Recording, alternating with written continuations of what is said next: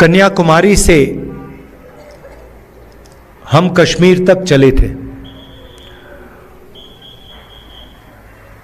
यात्रा को हमने भारत जोड़ो यात्रा नाम दिया था और हमारा लक्ष्य जो बीजेपी और आरएसएस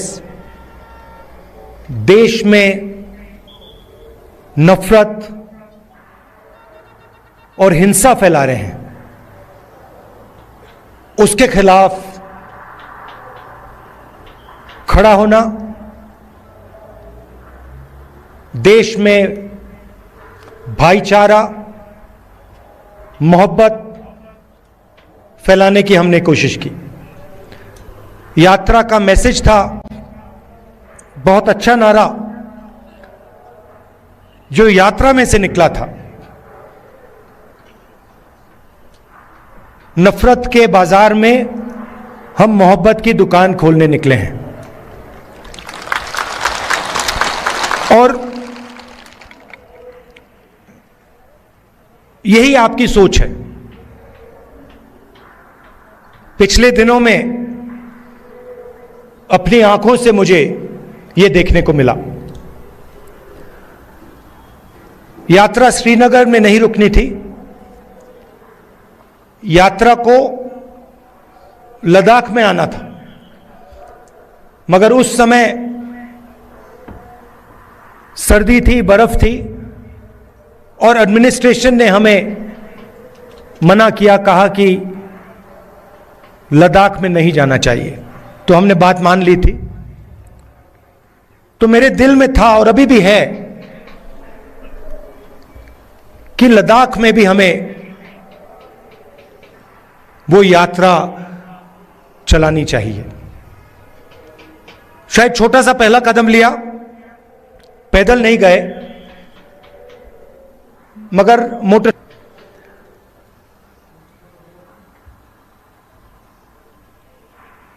और लद्दाख के कोने कोने में मैं गया, लोगों से बात की,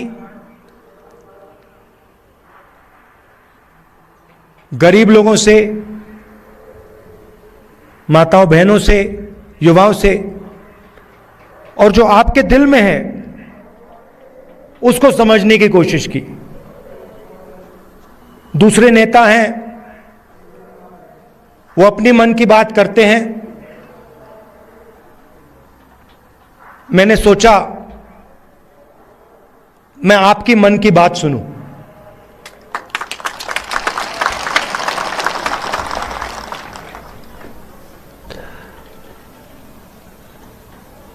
एक बात तो बिल्कुल साफ है कि जो गांधी जी की विचारधारा है, कांग्रेस पार्टी की विचारधारा है, वो लद्दाख के खून में और डीएनए में है। और मैं सिर्फ नहीं बोल रहा हूं आपको, ये मत समझिए कि मैं आपको भाषण में बात बोल रहा हूं। मोटरसाइकिल में मैंने पूरे लद्दाख का चक्कर काटा है और रास्ते में देश भर से हमारे लोग लेबर का काम करते हैं। बिहार से, राजस्थान से, उत्तर प्रदेश से, झारखंड से, छत्तीसगढ़ से, अलग अलग स्टेट से यहां लोग सड़क बनाने, लेबर का काम करते हैं। और मैंने जानबूझ के इनसे सवाल पूछा। मैंने इनसे पूछा, देखिए आप यहां सर्दी में काम कर रहे हो, यूपी से आए हो, बिहार से आए हो, वहां पे इतनी सर्दी नहीं पड़ती, यहां पे -10-20 हो जाता है, आपको लद्दाख के लोग कैसे लगते हैं? क्या आपको लगता है कि यहां आप अकेले काम कर रहे हो या लद्दाख के लोग आपकी मदद करते हैं,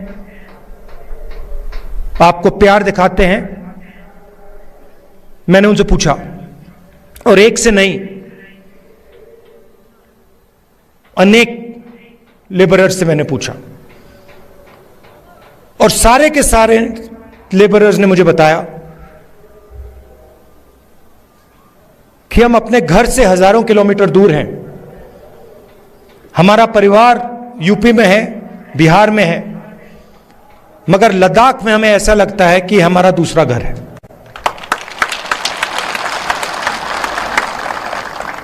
यहां पे जो भी कठिनाई होती है, पत्थर गिर जाते हैं, चोट लग जाती है, सर्दी होती है, भूख लग जाती है, लद्दाख के लोग हमारी मदद करते हैं, और जब भी हम उनके पास मदद के लिए जाते हैं वो एकदम हमारी मदद करते हैं।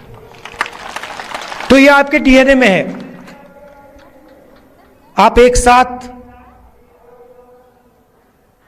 इज्जत के साथ बिना नफरत के रहते हो, और जो कांग्रेस पार्टी विचारधारा है वो आपके दिल के अंदर है। तो इस दौरे में आपने मुझे क्या बताया? सबसे पहले आपने बोला कि जो आपका रिप्रेजेंटेशन होना चाहिए,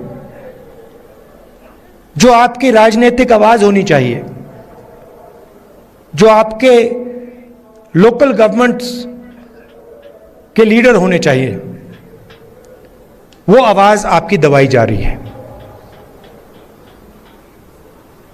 आप जरूर यूनियन टेरिटरी बने, मगर आपके जो हक हैं, आपके जो अधिकार हैं, वो आपको नहीं मिल रहे हैं। ये आपने पहली बात बोली। दूसरी बात आपने बोली कि जो रोजगार के वायदे आपसे किए गए थे वो वायदे झूठे थे, और लद्दाख के कोने कोने में अगर किसी भी युवा से बात की जाए वो आपको कहेगा कि लद्दाख बेरोजगारी का एपिसेंटर है। तीसरी बात आपने बोली कि जो सेलफोन की कवरेज होनी चाहिए, जो कम्युनिकेशन का सिस्टम होना चाहिए, वो नहीं है। यहां शायद आपने लोकल एयरपोर्ट की भी बात की कि यहां पे आपका एयरपोर्ट है मगर हवाई जहाज नहीं आता है। तो मैंने आपकी बात सुनने की कोशिश की, और कांग्रेस पार्टी आपके साथ खड़ी है, और आपकी जो स्ट्रगल है, चाहे वो आपकी जमीन का मामला हो, चाहे वो रोजगार का मामला हो, चाहे वो आपका जो कल्चर है, आपकी जो भाषाएं हैं, उसकी रक्षा करने की बात हो, हम आपके साथ एक साथ खड़े हैं।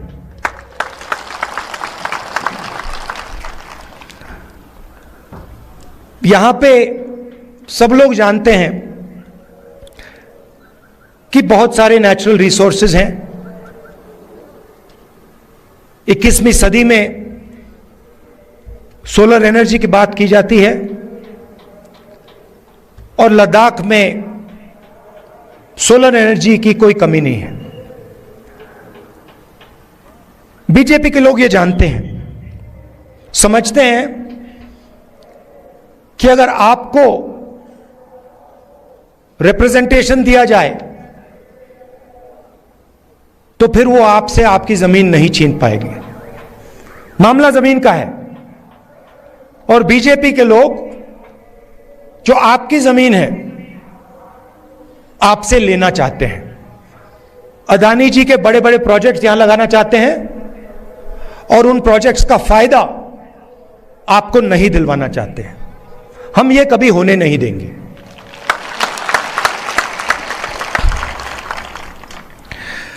कांग्रेस पार्टी ने जो ले की एपेक्स बॉडी है, और कारगिल डेमोक्रेटिक अलायंस जो है, और इनकी जो डिमांड्स हैं, उनका हमने पूरा समर्थन किया है।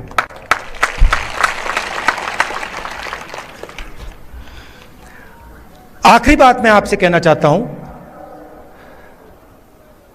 लद्दाख एक स्ट्रेटेजिक जगह है और यहां आने पर, खासतौर से जब मैं पैंगोंग लेक में था, तो एक बात बिल्कुल साफ है कि चाइना ने हिंदुस्तान की जमीन ली है। हजारों किलोमीटर जमीन हिंदुस्तान की चाइना ने हमसे छीनी है। और दुख की बात है कि हिंदुस्तान के प्रधानमंत्री ने ऑपोजिशन की मीटिंग में कहा कि हिंदुस्तान का 1 इंच किसी ने नहीं लिया है। यह सरासर झूठ है। लद्दाख का हर व्यक्ति इस बात को जानता है कि लद्दाख की जमीन चाइना ने हिंदुस्तान से ली है और प्रधानमंत्री जी सच नहीं बोल रहे हैं। और आपका जो रोल रहा है, खासतौर से कारगिल का रोल रहा है, उसके बारे में भी मैं कहना चाहता हूं। जब भी हिंदुस्तान को आपकी जरूरत पड़ी है, जब भी बॉर्डर पे युद्ध हुआ है, तो कारगिल के लोग एक आवाज के साथ हिंदुस्तान के साथ खड़े हुए हैं। यह आपकी हिस्ट्री है। यह आपने एक बार नहीं, अनेक बार देश को दिखाया है। तो मैं इसके लिए आपको दिल से धन्यवाद करना चाहता हूं और आपको आश्वासन देना चाहता हूं कि इस देश में बहुत सारे धर्म के लोग हैं, अलग अलग जात के लोग हैं, अलग अलग भाषाएं बोलते हैं लोग। हमारे लिए सब लोग एक हैं और इस देश में सब लोगों को इज्जत से, मोहब्बत से रहना चाहिए। आप यहां आए, आपने अपना कीमती समय मुझे दिया, इसके लिए मैं आपको दिल से धन्यवाद कहना चाहता हूं। और अंत में कहना चाहता हूं कि अब मैं लद्दाख के चारों ओर घुमा हूं और शायद यह हिंदुस्तान की सबसे सुंदर जगह है और यहां के लोग दिल से बात करते हैं, प्यार से बात करते हैं। इसके लिए आप सबको बहुत बहुत धन्यवाद। नमस्कार, जय हिंद।